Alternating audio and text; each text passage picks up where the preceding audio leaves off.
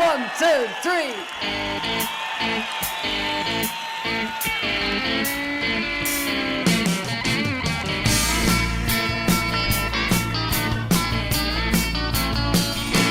If I could tell the things that I've been shown. Ellul wrote that not even the moral conversion of the technicians could make a difference. At best, they would cease to be good technicians. In the end, technique has only one principle: efficient ordering. That just sent a chill through me.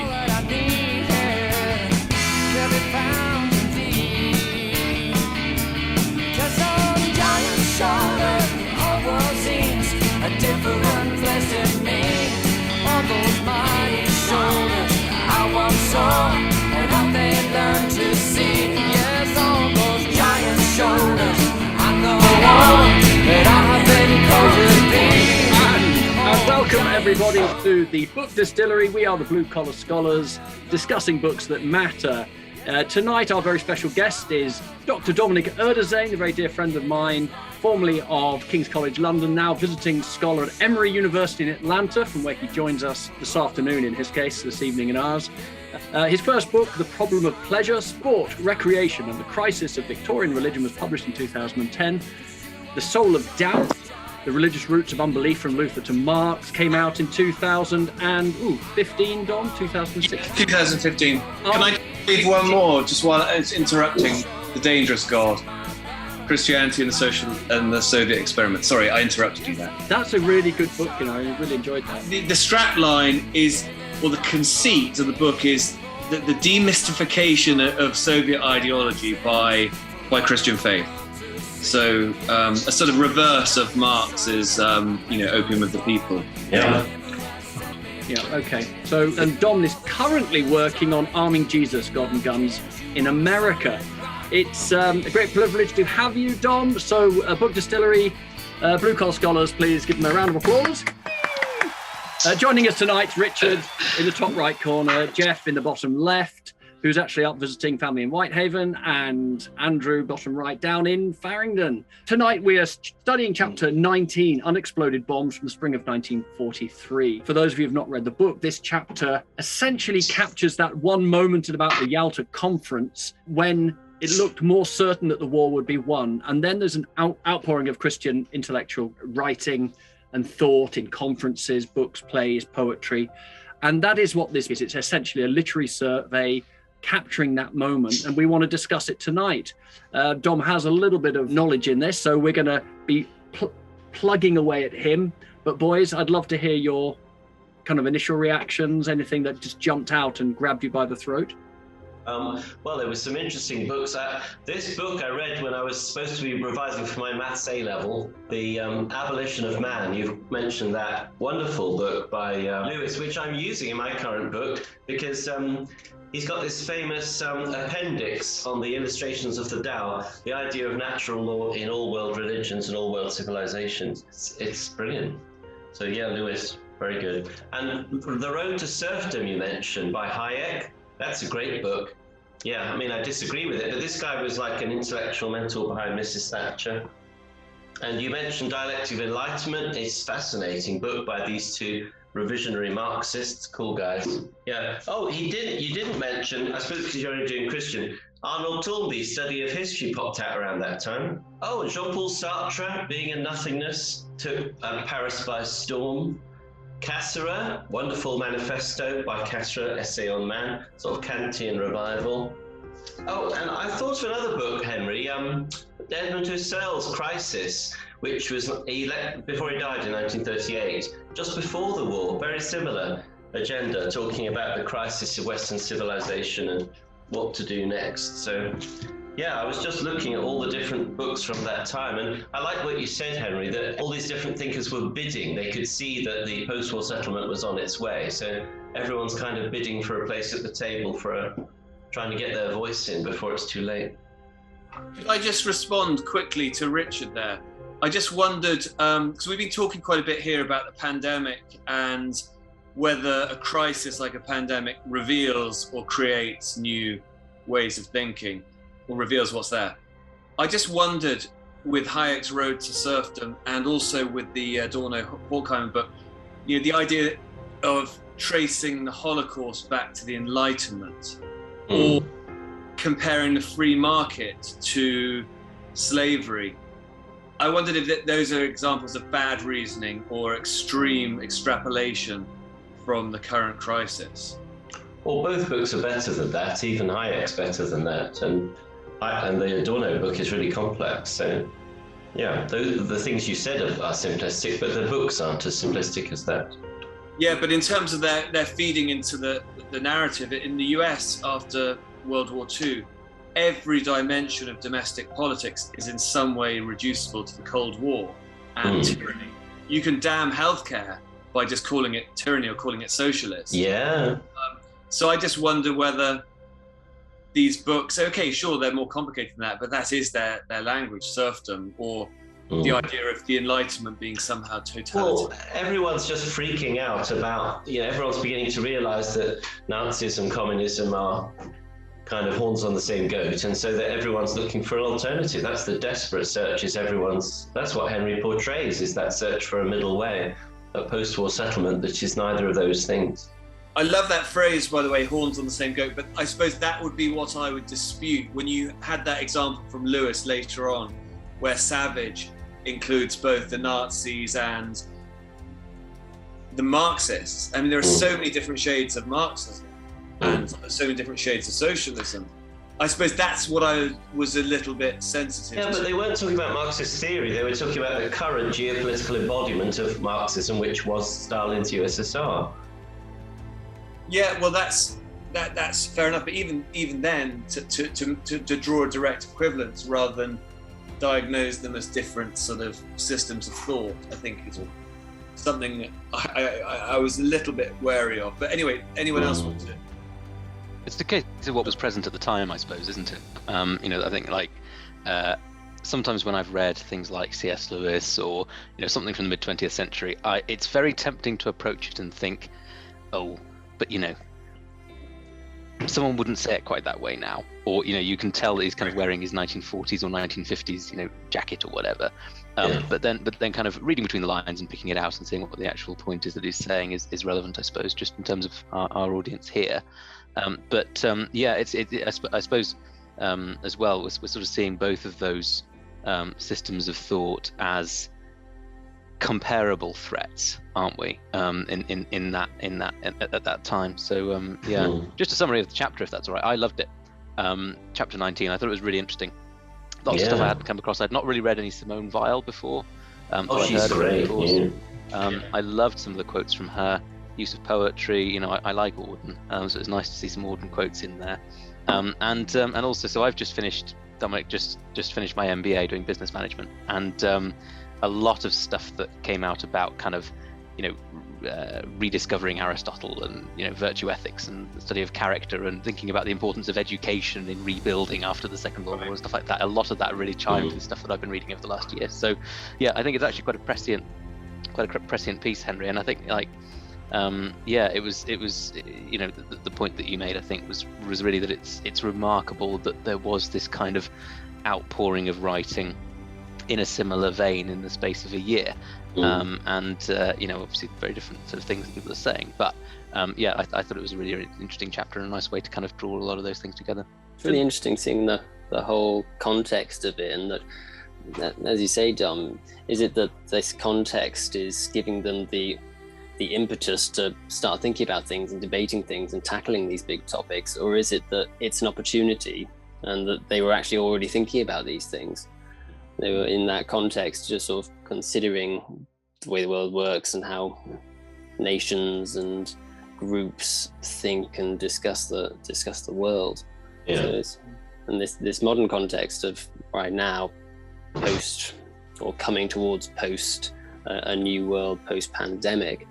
So within this context of looking at across the whole of Europe, all these different people, different positions, different nations, all thinking about how do we approach the future. It's fascinating. Is there something in here about control or about reaction to circumstances? Just an open question. There's a phrase about the boomerang of historical causality. I love that. I might have to cite that, but I wonder if that's what you're getting at. on page 563, the Boomerang of Historical Causality. I mean, one thing I just must mention this, just to say that this book is, if you want to see a bigger book, I have acknowledged this is really Alan Jacobs' book called The Year of Our Lord 1943, which is absolutely brilliant. I think Dominic... Can we have a look at that? I'd like to see the cover. It looks like a fascinating book. I lent my copy to Peter Quant. Oh, right. And I haven't got it back. I listened to it on audiobook, so I haven't got a hard copy. Yeah, there's some great stuff in there. I love the fact that there's poetry in there too, because you're going to go heart and head. Yeah, it's a really good book. Yeah, so we should maybe try and get in contact with Alan Jacobs and get him to speak to the book Distillery. So go on. I mean, feel free to read the odd quote out from some of these thinkers from your chapters if there's something. I mean, you wanted to talk about, you thought Jacques Ellul was an interesting touch point. I think what really fascinated me, and I am going to wave a book here, it's not Alan Jacobs, but this is the best, my favorite American historian of the moment is Jill Lepore, her History of America, These Truths. And the whole book is a history that's also, to my mind, a work of epistemology, because she's interested in the way technology and mass culture changes the way we think, and she's way ahead of the game in understanding this, like almost the prehistory of Facebook and algorithms and the way basically corporations started to use data to define them, create their markets. And it's brilliant. And I found that I almost wanted to email her and say, look, read Jacobs, or these quotes about how even, who is it from Ellul or someone later on in the chapter, you say, even the conversion of the individual. So this is on page 568. Ellul wrote that not even the moral conversion of the technicians could make a difference. At best, they would cease to be good technicians. In the end, technique has only one principle: efficient ordering. That just sent a chill through me, because I feel like the evangelical in America, in the Billy Graham tradition, wants to convert the individual and have people in all these spheres of business and media and whatever, and they don't want to step back and look at the machine. And I felt that was, that's the challenge, the scientific conditioners. So that was the most sobering thing for me. And like just the machine of education, all these people like Eisenhower in this period talking about the military industrial complex, that the seats of learning are being converted into part of the economic and military machine. I think people like Simone Weil would have a lot to say about that. So one of my big pushbacks with the chapter was the quote from Adler about what they're teaching in the universities, and this pragmatism, is as harmful as the Nazis. And I think, come on, because you get so much of this in the US, they talk about the cultural Marxism of the universities and secular humanism. So I object a bit to that as someone who's sort of in and out of the academy. But I think the way technology is molding us, there's something really chilling about that, and there's something very prescient about Ellul and these other people. I think Auden, you mentioned, Jeff, he really captures that early on, that lovely encounter with the head of one of the administrators or principals at Harvard, and it's like we both looked at each other and said, you're the enemy. I'm sure I thought that of him and he thought that of me. I just thought, I know that. I know people at Emory who say this, that when there's a directive from on high saying, there's some directive saying, now we must work for social justice. And these scholars are saying, well, why should I? Why can't I do my own scholarship? It's all very current, isn't it? There's been a lot of stuff in The Economist recently about, academic freedoms and all this kind of thing. There was, I can't remember the page exactly, but in one of these sections of the chapter, Henry, it talked about how actually a lot of the issues that they were facing during the Second World War, I suppose, but thinking about sort of reparations afterwards, a lot of it they actually dated back to, and I can't remember who it was specifically, but they dated it way back, that actually this started a lot earlier. And I think you're absolutely right, Dom, that a lot of these issues are even wider than just isolated incidents. It's not an individual personality clash between Conan and Gordon, is it? It's actually, these whole different ideologies and ways of approaching things and ways of viewing the world that are really quite big and quite significant. And so that way of sort of rounding off the chapter, Henry, of having that as the kind of those two characters, because I at the same as you, I could actually see that meeting happening. Tense, I think is the word. Also, just to add to that very briefly, that dialogue he has with the publisher over censoring Ezra Pound, and it was just a beautifully expressed letter. The war is not over, and quoting Huey Long, that if fascists came to America, it would be called anti-fascism. And then I just thought it was so clever the way he turned it back and said, as if he's warning them of a trap they're going to fall into that will hurt them, and saying that would lead you to take the first step, which, if not protested now, will be followed by others, which will horrify you. Yeah. And again, it just feels so contemporary, doesn't it? It does. Yeah, absolutely. But it was quite a striking act of open-mindedness, wasn't it? To really adamantly defend the freedom of someone else to say something that you vehemently disagree with. It's quite a powerful statement. Yeah, the totalitarian principle, they call it, and it's completely with us at the moment. So yeah, I love that. I love Auden for that. I think it's something very precious, his perception. Well, it was a rediscovery of the liberal principle from the 18th century, because, like Voltaire had said, I disagree with what you say, but I will defend to the death your right to say it. And that principle of allowing free speech is very current for us, isn't it? It pops up all the time in our political discourse.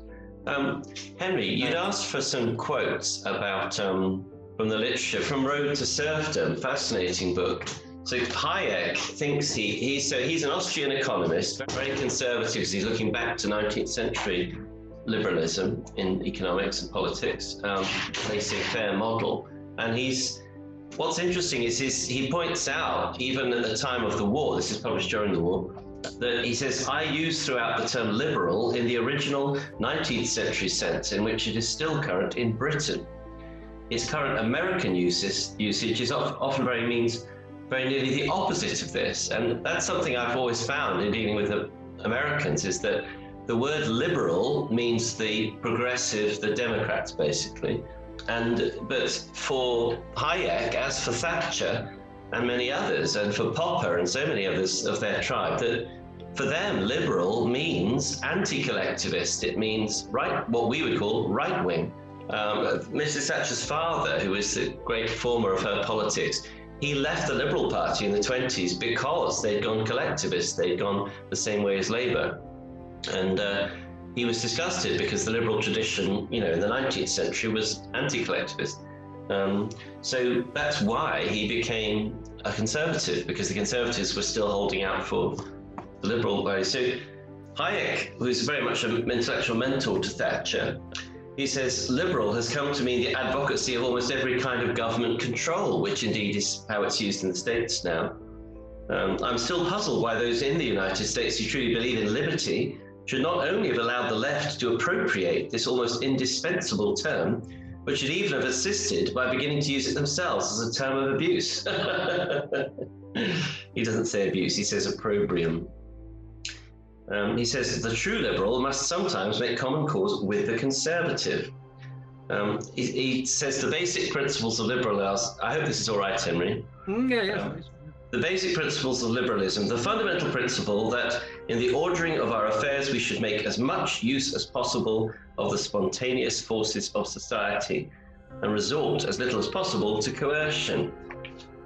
And similarly, it's no exaggeration to say that if we had to rely on conscious central planning, because he thinks that basically central planning is the backdoor to communism, if we'd had to rely on conscious central planning for the growth of our industrial system, it would never have reached the degree of differentiation, complexity and flexibility it's attained. So it's the classic view that of the conservatives at the time, which is that, if we'd had central planning, if we'd had Attlee's government in the 19th century, we'd never have achieved what we've achieved. We get to the luxury of a centrally planned economy later. I mean, I think with Hayek, I think there is this is the sort of the slight kind of caricature in this idea that it's the back door to communism. If you live in a country like the US and you look at what liberty meant in the 1930s and the Depression, people say, well, it's a liberty to starve. Because if you don't have a welfare state and you don't have education, you don't have any opportunity for human flourishing. So I think the liberal appropriation, the appropriation of that term on the left would be much more consistent with Isaiah Berlin saying positive liberty as opposed to Mill kind of negative liberty. I mean, look at guns. I mean, do I have a liberty to walk down the street without being shot? Or is it an infringement of that liberty to regulate the carriage of weapons? So I think this liberty or freedom itself is a word that does have a very different meaning here. It's almost like a kind of form of masculinity here. Yeah. It's almost like a martial quality. I've never seen that in Britain. That's true. So although liberal is used to mean the progressive left, liberty is still appropriated by the right. That's true. I have misrepresented Hayek. Sorry, Jeffrey. Hayek doesn't say, for complicated reasons at the time, he didn't talk about communism because of the current situation with Stalin after the war. So he said his argument is not that a controlled economy leads to communism. He didn't dare say that for various reasons. He said it's the backdoor to Nazism, the backdoor to that form of totalitarianism. He says that he just tells the story of Germany between the wars and shows how, a progressive interventionist economic model led to Hitler. So sorry, I just wanted to correct because I said the wrong thing. It was received to talk about communism, but it wasn't. He was talking about fascism. Sorry, Jeff. Yeah, no, it was just a related point to Dominic's really about the difference between positive and negative liberty, I suppose. Was I think it was Simone Weil's point that Henry quoted in the chapter about the differences between rights and obligations. It was an interesting argument, I think, that if I remember correctly, it was essentially that obligations will still exist after rights have. Which page is this on? I'll read it to you. The notions. Yeah, go for it. It's some 5, 6, 7. The notions of the obligations come before that of rights, which are subordinate and relative to the former. A right is not effectual by itself, but only in relation to the obligation to which it corresponds. The effective exercise of a right springing not from the individual who possesses it, but from the other men who consider themselves as being under a certain obligation makes it effectual. An obligation that goes unrecognized by anyone loses none of the full force of its existence. A right which goes unrecognized by anybody is not worth very much. Yeah, it was that last line I think that I underlined. Right, it goes unrecognized by anybody is not worth very much. I thought, right, that's quite an interesting way of putting it. I hadn't quite perceived it in that respect. I'd heard people talk about, be a little bit skeptical of kind of the current idea of rights. I just thought it was really interesting that Simone Weil was saying that in the 1940s or whenever. Thank you. The whole thing of positive and negative freedom is really striking. It reminds me of reading book I think it was Booker T. Washington when I was growing up, and the story of people coming out of slavery in America, and that as soon as they got their freedom and emancipation was declared, and they said, yes, we're free, chains are gone, they then suddenly looked around them on the plantations and thought, what now? What do we do? Where do we go? And so suddenly, towards the evening, some of the families would, one by one, start going up to the big house to say, can we keep working? Can we? Because what else do they do? Cotton plantations is all they'd ever known. So freedom has its price and its cost, and there's a responsibility that comes with it. And that's true all the way through history. Yeah. One of the interesting documents just related to that is a letter that survives from a slave owner in the West Indies. He writes to William Wilberforce. Has anyone ever read that? Fascinating. He's worrying about that very thing. He abhors slavery. He's grown wealthy on it, I imagine, but he's looking to set them free. But he realizes if he sets them free straight away, it's not going to be straightforward, and how to set up, some sort of financial mechanism to preserve their liberty from being abused by others and so forth. So I know it's really glad you mentioned Washington, because I was just teaching that up from slavery with students at Emory, and he's a very controversial figure in the whole African American intellectual tradition for not opposing segregation. And we're expecting so much resistance from the students, but they were really moved by that passage. You remembered it very well, this sort of these whispered conversations that would take place back with the master, and this question of that liberty in a sense has to be organic. You can't just sort of cut the chains, and I think he describes that really well.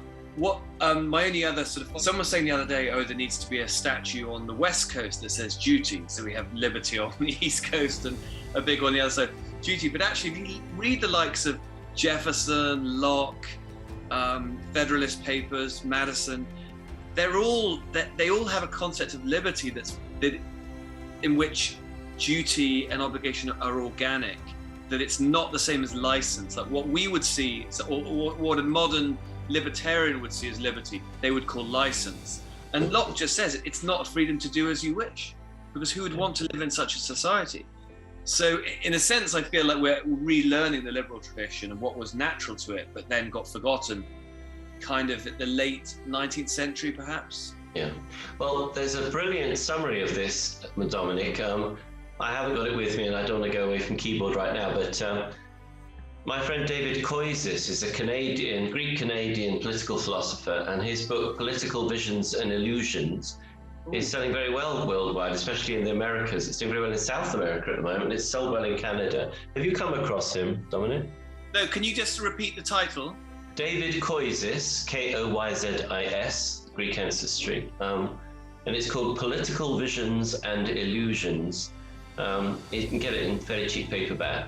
It's an outstanding summary. I mean, Jonathan Chaplin is a sort of academic mentor of mine. He's a political scientist, political philosopher, who I think we've got on this channel soon as a guest. He said that David's summary of the liberal tradition, just 30 pages in chapter 1, is the best he's ever read, and that's from an expert who's read everything. So I recommend it, David Koyzis, because he takes us through a sort of dialectical analysis of the stages of liberalism, and that it means different things in different contexts. And of course, we all know that it's a very protean word, but he just shows how there's been a clear development of different political economic models of what liberalism means, starting from the classical economics of the 19th century, and he shows the various evolutions of the liberal philosophy and how that works with the dialectic of the individual and the state in the last 200 years. And yeah, he talks about the New Deal, Franklin Roosevelt liberalism as another form. And basically, broadly speaking, the Democrat Party is still in that FDR model, and the Republicans are still in the pre-FDR model, broadly speaking. But can I just respond to that very quickly? Because it's fascinating when you talk about Hayek, because Hayek did not accept the term conservative, as I think you're alluding to. No, he was a liberal like Keynes, yeah. Completely. And there's a great essay by Richard Hofstadter, one of my favorite historians, American historians of all time. He wrote an essay in the 50s called The Pseudoconservative Revolt. He says the classic values of conservatism, of discernment, restraint, piecemeal change, all the sort of Burkean ideas, are just blown out of the water almost literally by the kind of Goldwater, Reagan movement. I think there's no conservative movement that I would recognize in America. I think we have anyway, that made this a conversation for another time, but I don't think there is a conservative tradition here, period. Well, Koyzis would argue that it's, in a sense, it's built into the American Constitution, the way of life, that everything's got to be liberal. It's just a different form of liberalism. Are the only options. You can't truly have a conservative, like you can in Canada. There's a genuine conservative tradition in Canada. The thing that struck me as I've gone on for years with reflecting on Mrs. Thatcher was that she was the closest thing to a Bolshevik we've ever had running this country in the UK, in the sense that, it was all about change. As you say, she read Burke every night, but she wasn't very Burkean, because it was all about, this is my idea, and the idea is going to be implemented now, fast. And the same with Reagan. He finishes his speeches quoting Thomas Paine, talking about we can remake the world. It's like that's what Boris Pasternak calls splendid surgery. Yeah. You want to avoid splendid surgery because it always ends in bloodshed. Yeah, I like to think that our current government, Boris Johnson's government, when he was elected in December 19, Boris said, this is a one nation Tory government, one nation Conservative. And I thought, well, if you mean that, thank God, because since Thatcher, we've had this, all the money and power in the party has been entirely taken up with the Thatcherite side of things, the Conservative tradition. And the high Tory tradition of Disraeli just disappeared. There's just been one think tank called Respublica that's been standing up for the Tory side of the Conservative Party. And Boris Johnson does seem to be, for various political pressure reasons, gradually embracing a more genuinely conservative position. That's my impression at the moment. And it's beginning to warm on me a little, this government, because I think they are actually more conservative than the Tories have been since Macmillan. I was listening to a really interesting sermon of a guy at one of the sort of metropolitan high church pulpits down here, who's very political, and he was talking about the difference between the person and the individual, and that Christian teaching is the sanctity of the person, and the individual being almost just like a unit. Yeah. And I just wondered whether you might have anything to say to that, Henry, and talk about personalism and its, you mentioned Maritain and his help with the Universal Declaration of Human Rights. Gosh, this takes us back to when Alan Finster was here. I'd rather let someone else talk about it. Here's a quote from Lewis, which is quite personalist, from Abolition of Man, which with the title quote in, he says, he's talking about the conditioners, the people who want to organise everything after the war. Yeah. He's not talking politically directly, he's just talking about modernism generally, the idea of, an idea changing everything. It's not that they are bad men, they are not men at all. Stepping outside the Tao, which is his metaphor for Torah, for God's law, they have stepped into the void. Nor are their subjects necessarily unhappy men. They're not men at all. They are artifacts. Man's final conquest has proved to be the abolition of man. And it's very rhetorical, but it's quite a personalist point, that people as artifacts, which is, I think, kind of what you were getting at there, Dominic. Yeah. I mean, that was back to your Elul point, isn't it, about the effectiveness of the conditioners? And it's quite... You see, the reason why it's slightly frightening, and I've had this conversation with a friend who's been over this afternoon, is because in the age of digital artificial intelligence, the way that we are, the way that society and we are manipulated and herded into echo chambers. In fact, yes, I was listening to Amy Orr Ewing this time last week in Glasgow, and that's what she was saying, something similar. That is quite, and that is new, I would have thought, for civilization, the ability to so rapidly herd and reform the conscience of a human being. Yeah. So that's exactly what Lepore says, that it's a new thing in history, and all the major technological advances of the last 200 years have been accompanied by major ethical and philosophical debate about industrialism. And yet we've suddenly decided, internet, social media, good thing, and you're a sort of a Luddite if you're skeptical. So yeah, it does feel unprecedented to that extent. The other big example she uses, which relates to this, is the atomic bombs that dropped in Japan in 1945. The shocking thing about that is that the US public did not know about it. Nobody had a clue. And even the people working in the factory in creating them in Tennessee, I think, didn't know that they were making an atomic weapon. And it's just this sort of extraordinary thing. At what point did technology and the technology of destruction outstrip human consciousness and ethics? But that's if you're interested in the US side of this, that book is very germane to these discussions. Jeff is working on something. Harry, who's not with us tonight because he has a 1-year reprieve because he's just married and he's making his wife happy according to the book of Leviticus. He is an expert on digital artificial intelligence. What are you working on with Harry, Jeff?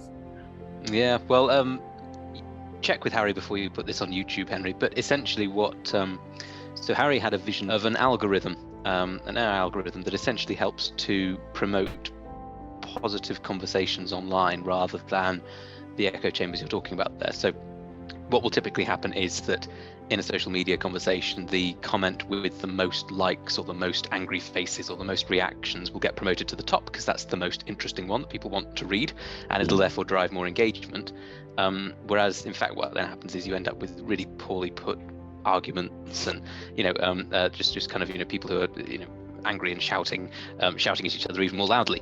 So what Harry's actually done is he's developed an algorithm that will promote logical syntax and well phrased arguments and so on, and kind of help foster positive conversations. So Really so we're actually the deadline is this Friday for an incubator program that we're applying for to get some a program that will hopefully end up in pitching to some investors for that. So really exciting. I love praise God. I love what you said there about the syntax, because that passage that I just read out from Auden, I thought, so I've been teaching a class on gun violence in America, like a 6-week course to a church, like course on a community thing. And then we've got a forum on Wednesday about practical methods of dialogue. And I was thinking of just the way you phrase things in a way that it gives an opportunity and an openness to the opponent or the person you're disagreeing with. I thought that Auden quote was absolutely exemplary. And I'm fascinated that there could be a way of actually looking at syntax and the way someone's expressing something. Brilliant. Thank you. Yes, I can't take any credit for it. It's Harry. I'm just the business brains. This all links in very, very much to that earlier discussion about techne and the emotional person. C.S. Lewis is very much of his time, wasn't he? Talking about man. Yes. I was thinking about the Lord of the Rings, funnily enough. Sorry, our conversations often end up turning back around to Tolkien, but I was reminded of Treebeard, the Ent, who's a tree person in the film, saying that Saruman used to care for the trees, but now he has a mind of metal and wheels. And you kind of see this negative perception of material and technological progress as Tolkien sees it. So I don't know if we can quite group him in with these thinkers that are talking about here, because he writes much more in metaphor. No, well, actually, fun. Do you know what I was just doing before? John was washing up in the kitchen. We put the Lord of the Rings on, the full audiobook, and it starts with the Tolkien's introduction, and he talks about when he wrote which bits and why. Yes, he was writing it all the way through World War II, of course, and there were some interesting bits he mentioned there. So that's for anyone wanting to go a bit further to hear his thoughts. Look at the introduction to the Fellowship of the Ring that Tolkien wrote. It is fascinating how so many trees planted in those years, in the latter part of the war, we're still seeing them blooming. That Lord of the Rings has become a whole industry. It's spawned an enormous industry of fantasy literature, and it's sort of tamed a lot of that, hasn't it? I mean, that was Tolkien's aim, but it's extraordinary. And similarly with Lewis, Lewis is immensely popular, especially in the States, and he keeps Protestants thinking, which is a huge achievement. And what's that? Sorry, Richard, I missed that. Something thinking? Lewis keeps Protestants thinking, or at least, toying with the idea of thinking, and that's a huge achievement. I was thinking a couple of things about the control thing. Is that one thing that struck me over the years is that around 1950, there was a world consensus for central planning in so many senses. If you look at the Indian constitution, which is, I think, one of the most important things that happened in the 40s globally, the Indian constitution is enormously complex, compared to the American constitution, which is just a few pages, easily learned and straightforward and clear. The Indian constitution goes on and on and on, and it's, immensely complicated and produced by committees. And if you study Nehru is a fascinating figure, because, we think in Britain with Attlee's government and the NHS, we had sort of quite a centralized, sort of monolithic model of government, and we did. But what's interesting is, the concept of how India was going to be run also, and it doesn't work in India. And one thing I've been depressed by the decline of the Congress Party and the rise of the BJP in India, but they haven't yet rewritten the constitution, the BJP. They've just subverted it in lots of ways. And but I'm fascinated by the way that it's not just about the politics and nationalism, is that there was something about that sense of having a rigid, like giant cream cake that is every state, every organization, that huge corporatism wasn't sustainable. It just wasn't sustainable anywhere. And another one that interests me from the 50s is the NHS, born at the same time as India, because the National Health Service is, the Tories have endlessly tweaked it and fiddled with it and tried to demolish it, basically.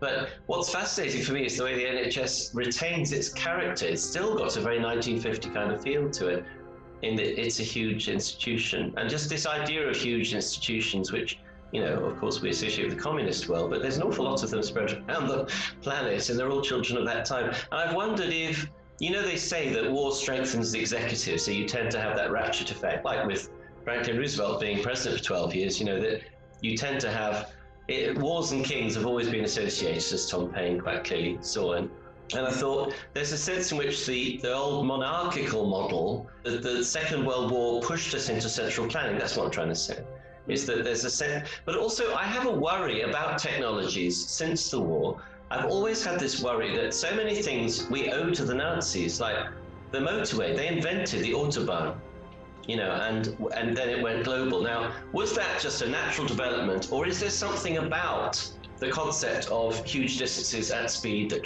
can kill people? Is there something about that? Or for example, rocketry. The nuclear age came because Wernher von Braun was helping Hitler to develop the bombs that were destroying London, that would destroy Europe, that would win the war for Hitler. And then the Americans just took Braun on and said, well, use your rocket. They didn't lock him up. They said, use your rocketry skills to build us for the space program, So the space program was born of this. And also television. I'm fascinated by the way that, I know television was the child of the Nazis, but the Nazis definitely knew how to do mass propaganda. And the way I look at the way in all the democracies like ours, America, the way television works against democracy, as well as empowering it. The idea, the sort of the giantism, the mass media concept, which of course the internet is a new version of, but it's arguably more interactive. But what I'm getting at is there's so many technologies that came through the Nazis, and I've often wondered since, is there an association between that ideology and the technologies that we've missed? And that, particularly the giantism, and their architecture is incredibly ugly. It's a sort of very flat, giant version of classicism, and that died with them, except in Russia. But by the way, the architecture of the USSR and the Nazis was, there's a lot in common. Big, flat, giant slabs, extraordinarily ugly, no movement at all. And it represents the inhumanism, the lack of humanism, doesn't it? But I'm sorry, I feel like I'm shooting from the hip rather, but these are long questions I've had about to what extent does a technology embody an ideology, and to what extent is the medium the message? So if people are sitting in front of televisions, what's that doing to them? Whatever is going on, whatever the content, what does that technology itself do to us? That's just a very open-ended question. I can't remember who made this point first, but I remember Dad quoting it, that ever since the fruit of the tree of the knowledge of good and evil, most things that humans have come up with have had the capacity for both good and evil. So, for instance, fast transport, yes, it can kill people, and my friends tease me because I always drive, below the speed limit, and slow like an old man. But at the same time, given the choice between a horse and cart and a fast ambulance, I'd rather the ambulance. So, I like where your thinking is going, Richard, because I do think that sometimes we can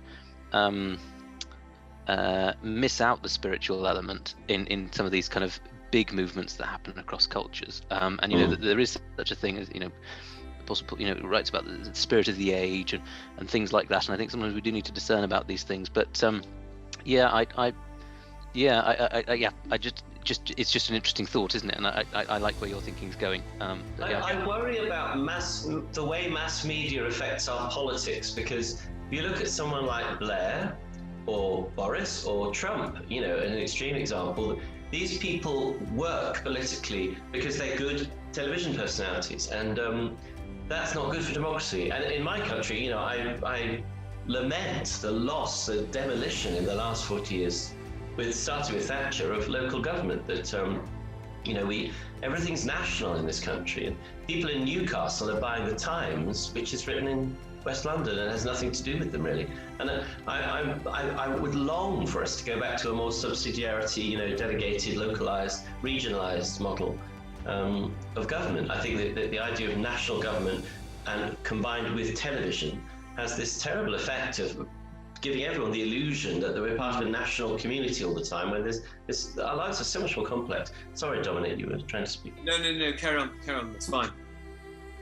Oh, I think I like the idea. I mean, Jeff, talking about this this model for a more affirmative social media. I personally like the idea of working within the media and working within those technologies we have. Obviously I'm biased because the bills are paid by CNN, but so I think I'm more excited by the idea of the leaven within the lump, of working within the technologies rather than sort of writing off an industry. But what does send a bit of a chill through me in a negative sense is that quote from Elul, when you think of something like the medical system here, you might have many wonderful Christians working within the system, but the system will punish you. You go and have an emergency visit and there's some anomaly and your insurers won't pay it and you're getting 6-figure bills. And it's like, that's the system that even the lovely Christian doctor can't solve. So I'm really torn between these two kind of, it's just the technology or the system, and this idea of, one can leaven it from within. I think that point about systems and individuals is really important, I think, actually. I can remember hearing a sermon once where someone spoke about how when God sees a problem in the world, he sends a baby. There's baby Moses, who then grows up to lead the Israelites out, and of course, baby Jesus is the obvious example. So in that sense, God, you could argue almost Carlylean in there's a great man or a great woman who's sent to solve a problem. Great. But at the same time, I think there's a lot, isn't there, at the moment, in thinking about sort of systems thinking and things like this.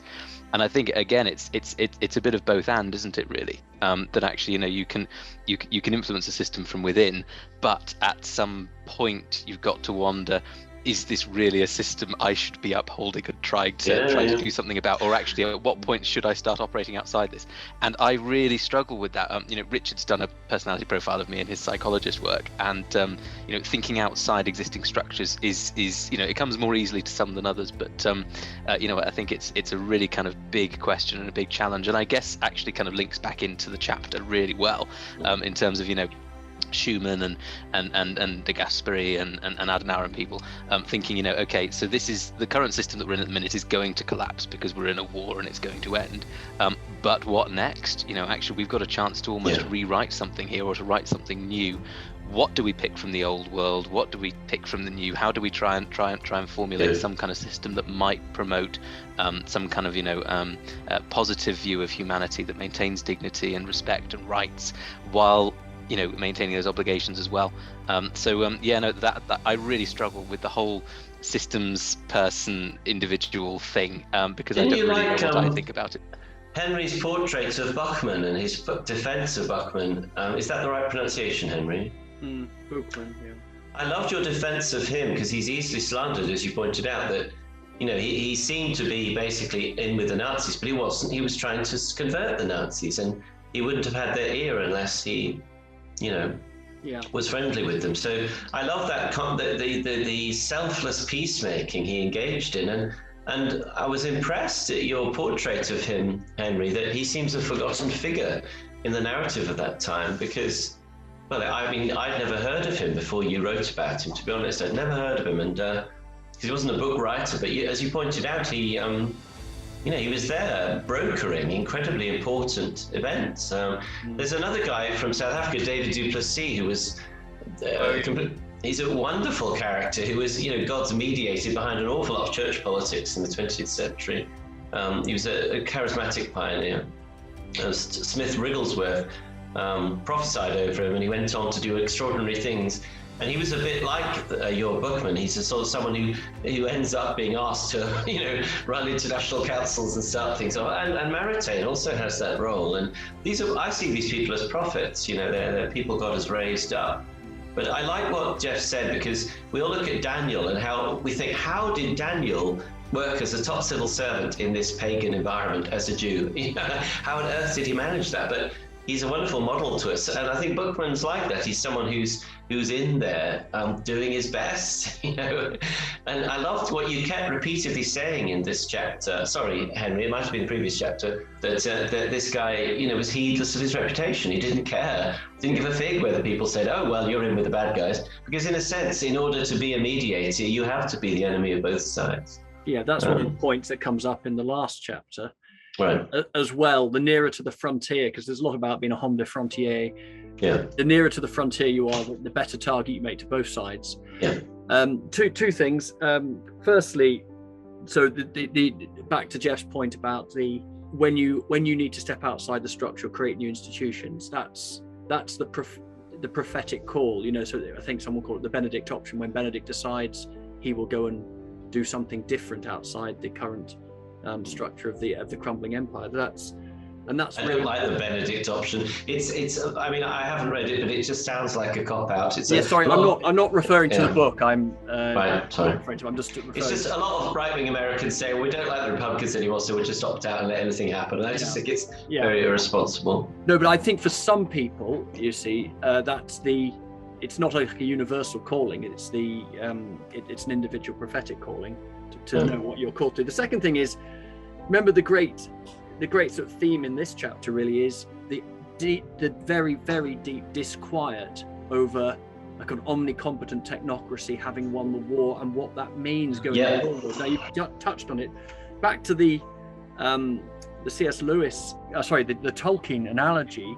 I was listening to Peter Kreeft, the Catholic philosopher. Every 3 years or so he realized something's missing and he goes back and reads the Lord of the Rings, and he said there's so much there. He said, and he particularly mentioned Saruman's character. Saruman, the one who felt he could handle, the one whose mind had gone metal, according to Treebeard.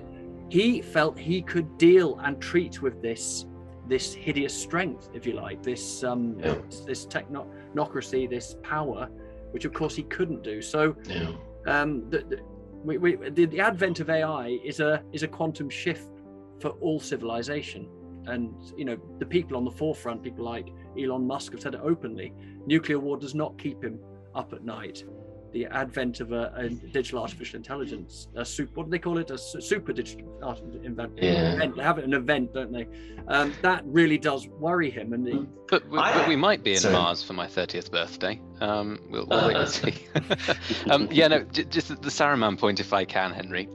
Something else. So I've just been listening to the recent audio book of Andy Serkis, who did the voice of Gollum in the films, reading Lord of the Rings recently. And another sort of side to the Saruman character is that, yes, he felt he could control the power, but also he felt that he would be able to share it. Once he'd got the power of the ring, he thought that he and Gandalf and a few others could, somehow turn it to their will and do something good with it. But actually he hadn't, calculated for his own selfishness and his own fallibilities, and I think that's quite relevant to a lot of these political systems that we're talking about as well, isn't it? That on paper it should work, but then actually, we mess it up when we try. Just another point. Isn't it scary? I mean, so many times in history, Jeff, that someone thinks they're going to help the world and they end up doing great harm because they're having the power to do good. Like that Messianic complex, it's so dangerous in politics. We all would love to have the power to do what we think is good for everyone, but it's often that's exactly how Robespierre started. It's how Hitler started. All the bad guys start off as actually trying to make the world better. I saw it even in someone I otherwise admire, Gordon Brown, as that he had this sort of I'm right. I know what's best for Scotland. I know what's best for Great Britain, and it's just like total control. And at the end of New Labour, I saw it with Ed Balls in education. They've just got this messianic sense that we know what everyone needs and we're right. And I thought, that's not the hero, that's the baddie. Can I read one of my favorite quotes from Tolstoy, Letter to a Revolutionary? It's like 1905 or something. and this guy is advocating violent revolution, and he just his response says, "Love is a very dangerous word. You know that very bad acts are committed in the name of love for the family, worse ones still in the name of love of country, and the most terrible horrors in the name of love of humanity." Absolutely. Really good. Can I just ask you, can you talk about spiritual Benzedrine, please? Because I think this is a really interesting point, that those of us who want to make Christianity relevant to society's problems, or even to the behavior of our children, are just so in danger of falling into this fallacy. How do we keep it all bright and light and Levinish and not kind of it's a damning phrase. Was it Auden who used that? Yeah, it is. It's toward the end then, isn't it, in that case? I'm just looking for it. That really jumped out at me, and I'd like you to address it. You see, because someone finds that. Can someone find it? Page 564. 564. That's good. Oh, right, is it? It's way back. Sorry, I didn't figure on that. Yeah. So for Auden, the book's terrifying description of the Christus. So this is Cochrane's book, Christianity and Culture. For Auden, the book's terrifying description of the Christian empire under Theodosius should discourage such hopes of using Christianity as a spiritual Benzedrine for the earthly city. Of course, he's referencing Augustine there, isn't there, with the city of God and so on. I think that's quite relevant, because the difficulty of epistemology in, kind of advanced modernity is, the basis for human rights, the basis for democracy. Schumann believed the basis is Christianity, as much as natural law. That's his. So we discussed this on the last podcast, well, not the last one, the second to last one, with Alan Fimster from Denver, that in some ways these three major actors from De Gasperi, Adenauer and Schumann have somehow they have allowed the power of their Christian calling to actually, in a very beneficial way, save European civilization from the Third World War, and that. So the Benzedrine, I've never come across the word before, but I imagine it's like a sort of cure-all tonic, is it, or something? Yeah. Richard, are you old enough to have had a Benzedrine? Me? Is it taken orally? I've never. Well, it reminds me of the drugs in Brave New World, just to keep everyone happy. Yes, it is the sort of opiate, basically. I think. Yeah, I know. Separate discussion we had earlier as well, isn't it? The use of opiates in 21st century corporate West as well. Sorry, carry on. I wanted to raise a new topic, Henry, if I may, but there may be some more threads to tie up. Does someone want to say something sensible about the Benzedrine first, and then you get the new topic out?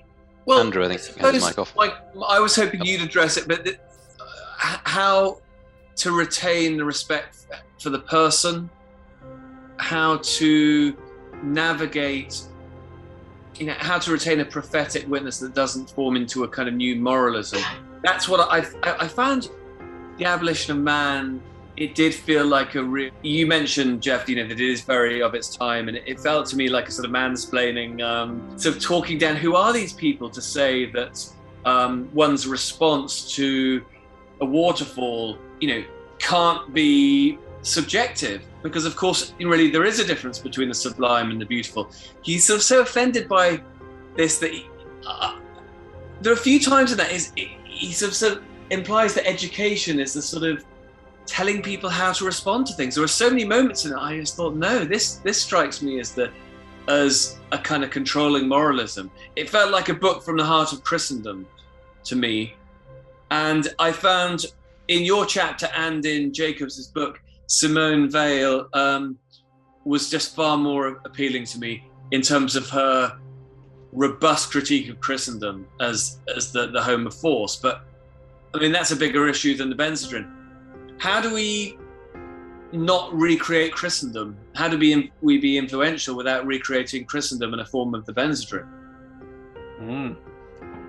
That's kind of the subject of all of my books, in all my novels. The discussion, the dialogue of Christianity and power is, the last person on the podcast, Dom, was a 26-year-old girl who became voluntary homeless, gave up a $70,000 job as a Texas investigator into into trafficking, and traveled the world to minister to prostitutes in brothels without a penny, you know, you know, so there's a Simone Weil type, or St. Francis type soul. So that's a great thing for discussion if anyone wants to, because we're talking about power here, aren't we, really?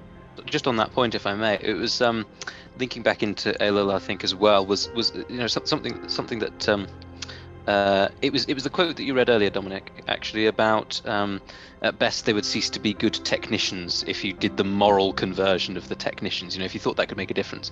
And the thing that jumped into my mind was, again, the spiritual element, you know, that actually the Christian faith is about transformation, isn't it? You know, and it's a constant renewal of your mind. And you mentioned, Henry, that Eliot felt that actually that education thing is a lifelong I was going to say experiment, that's quite not, a lifelong activity process rather than just in the formal education.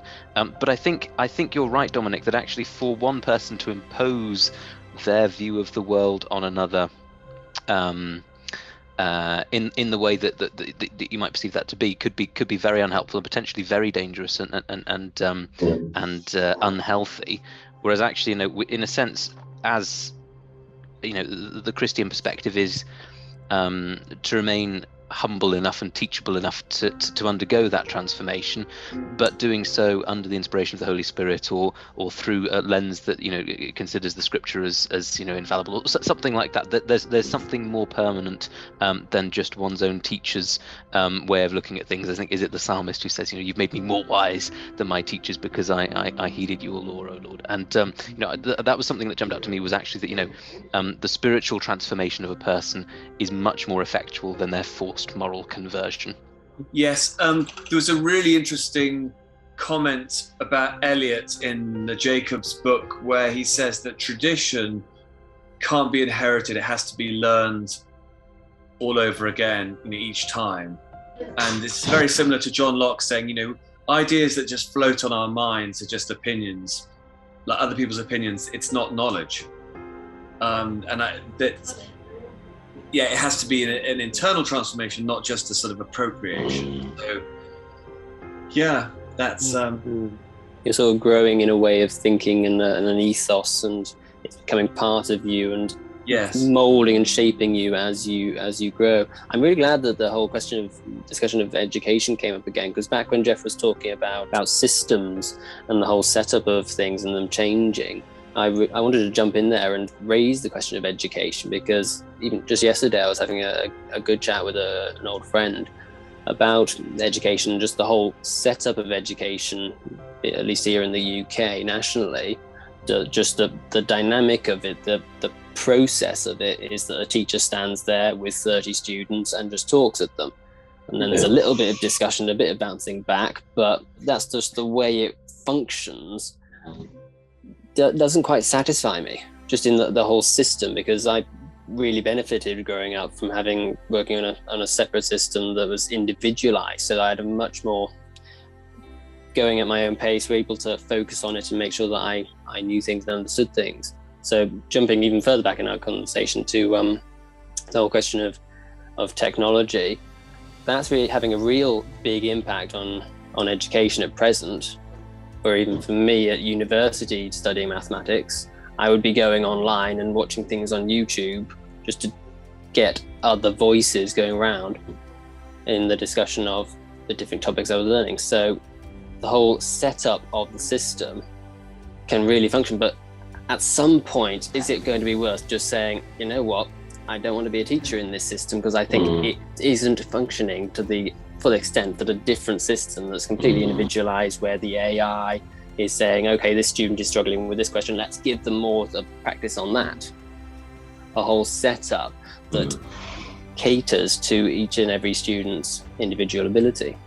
Yeah, absolutely. Yeah. And there's all sorts of things around that, isn't it? So I had two points from what you were saying there, Andrew. One was around the AI system itself, so, you know, the use of AI in education and stuff, and something that's very current in the sort of literature around AI and its development is the risk of bias, even within an artificial intelligence system, that actually the programmer who's putting data into the system might affect it, but also even the data itself. If you only give access to it from a particular data source, then you're going to slant it a particular way, and it's not going to recommend something that would actually be helpful to the student or whatever.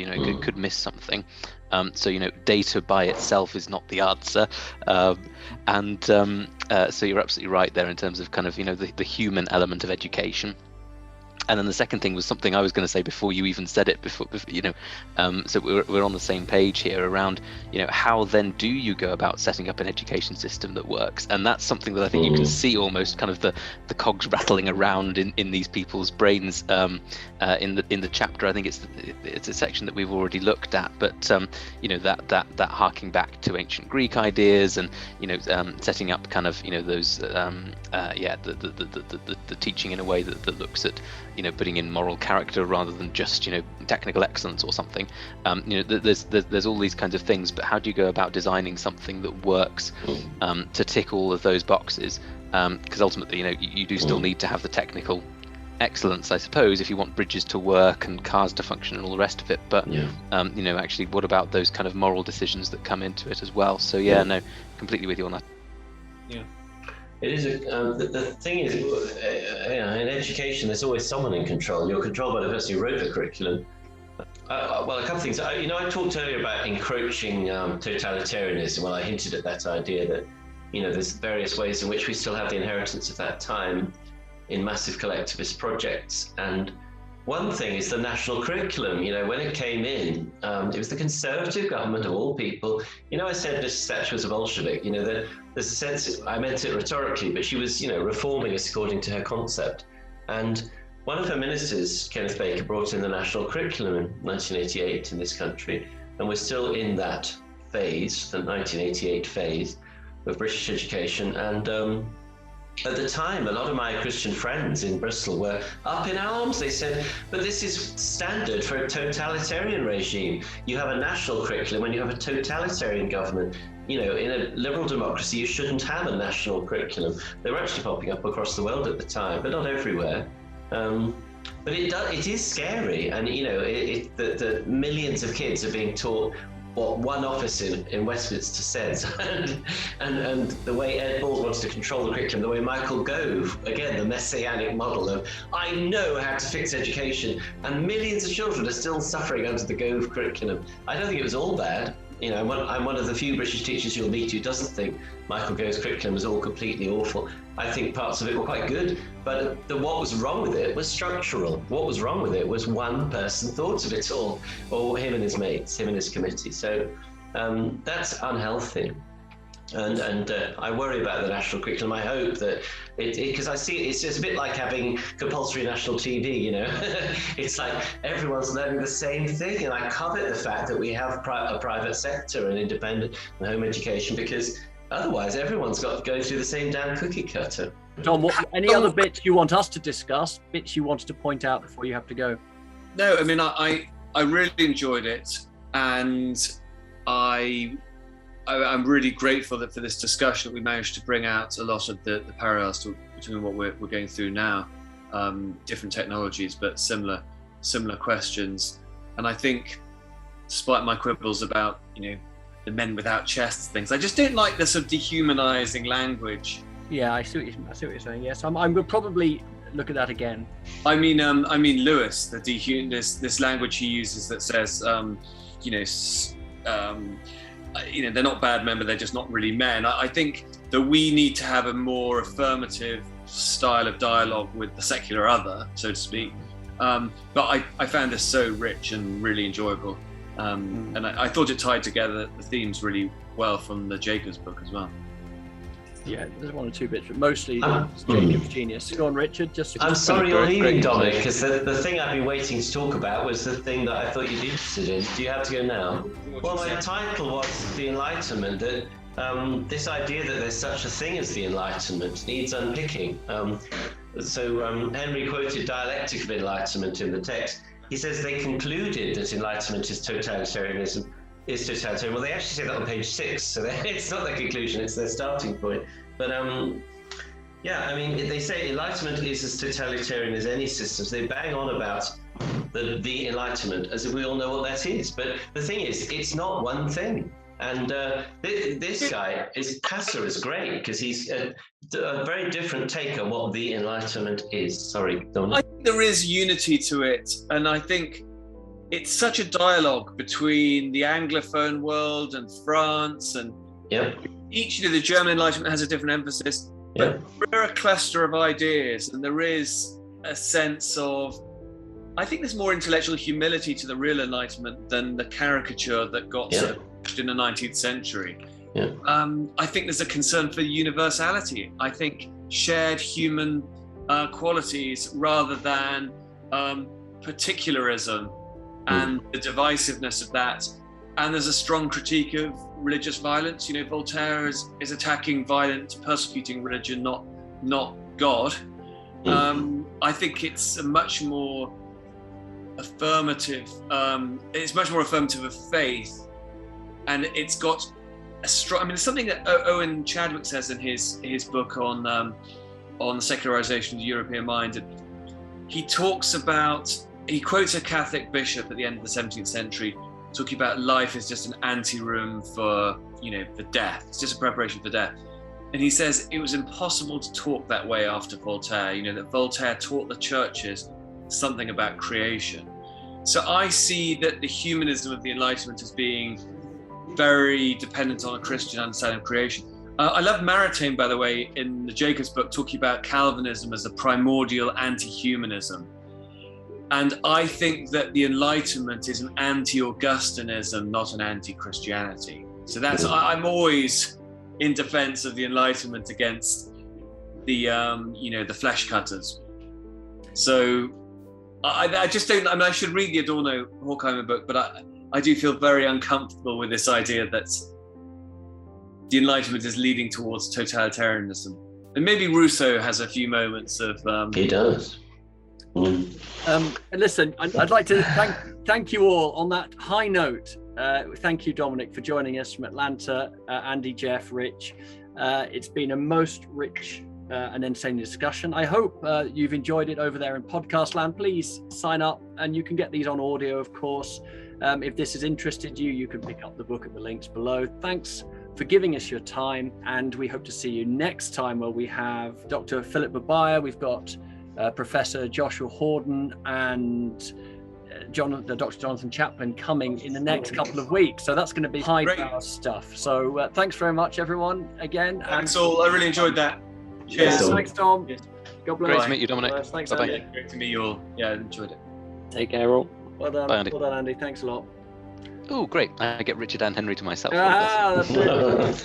I think we've got enough there. Have we? Are you okay with anything else? Well, I just wanted to say sphere sovereignty, that concept from Kuiper and that tradition.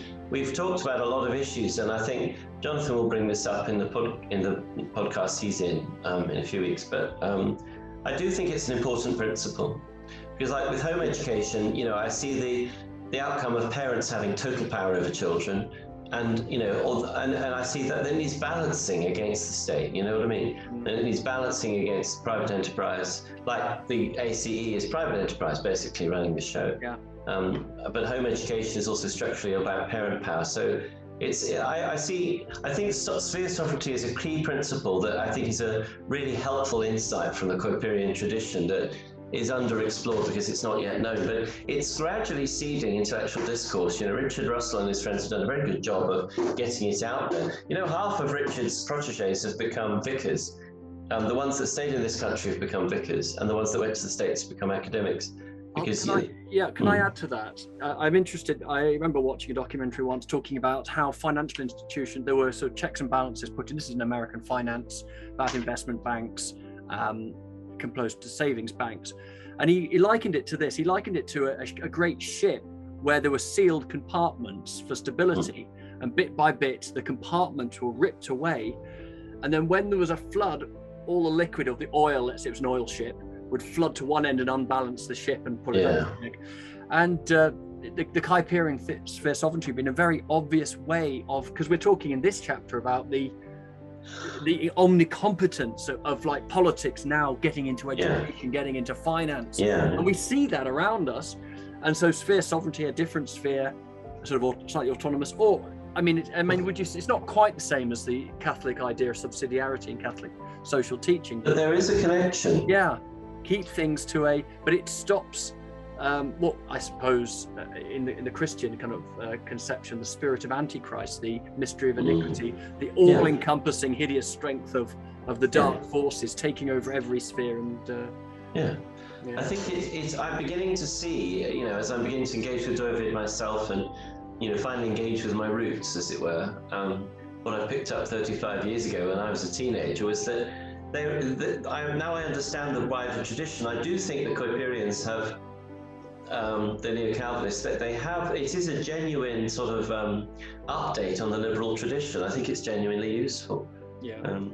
But also, I disagree with Dominic about the Enlightenment. I would say there's no such thing as the Enlightenment. If you actually start digging into the real historical data, there is no single movement. There never was. There's just different nations with different individuals saying different things. You can't identify any one thing. I found a book by Will Hutton, The Economist, about 15 years ago. Do you know him, Henry? He's big in the New Labour world, but and his book on China, it was like the whole book was an analysis of China, saying China won't run the world because they haven't had the Enlightenment. But he never defines what the Enlightenment is, the poor chap. He doesn't seem to know. So I just thought that's why my writing and research at the minute, one of my big strands is trying to get to grips with, I'm focused on Kant, but what the heck is this thing? What actually happened in the last 250 years? Because I think a lot of people are going around with very muddled ideas of what our heritage is. And anyway, I should have said it earlier in the discussion. Yeah, two extra points for me, if you like. One was about poetry. I was sad that we didn't talk more about poetry because I like poetry, but that's okay. And I just liked how that kind of came through as a nice little theme throughout the chapter as well, about almost as a representative of culture, creative, artistic culture, almost as culture in microcosm. I liked how that came through as a theme in the chapter. Another point was about that phrase, the post-Christian world or post-Christian system or whatever. Was it Eilul's book, Présence au monde moderne, problème de la civilisation post-chrétienne, the post-Christian world, written in 1948. And that just kind of sparked a thought chain reaction, if you'll forgive the atomic reference, for me, about in 100 years' time or in 1,000 years' time, when they're writing history books or whatever the equivalent is, then when is the post-Christian world going to have started? When will we have dated that from? Because if they were writing about a post-Christian world in 1948, albeit slightly looking ahead, it's not a very modern phrase. In that phrase, it's not something from the 80s or 90s or the 21st century. It's actually something from then. So that was just an interesting thought and question from me. It was around, when actually does that start? Is it, I don't know, 1850, or is it 1790, or what is that? I was just interested by that. I don't know if there's an answer in this discussion, but I was just Remember also that this journey was part of the research for a book which uses the lives of Columbanus and Schumann to explore the unlikely arrival, survival, victory and atrophy of European civilization. Do follow the links below to find out more. Please let us know what you thought of this episode, what you liked, what you didn't, what was new to you. Just start a conversation below in the comments section. And of course, if you found the content helpful, then we're pretty sure you're going to like this next one suggested here. But also, while you're there, don't forget to help us by subscribing to the channel. Thanks for watching.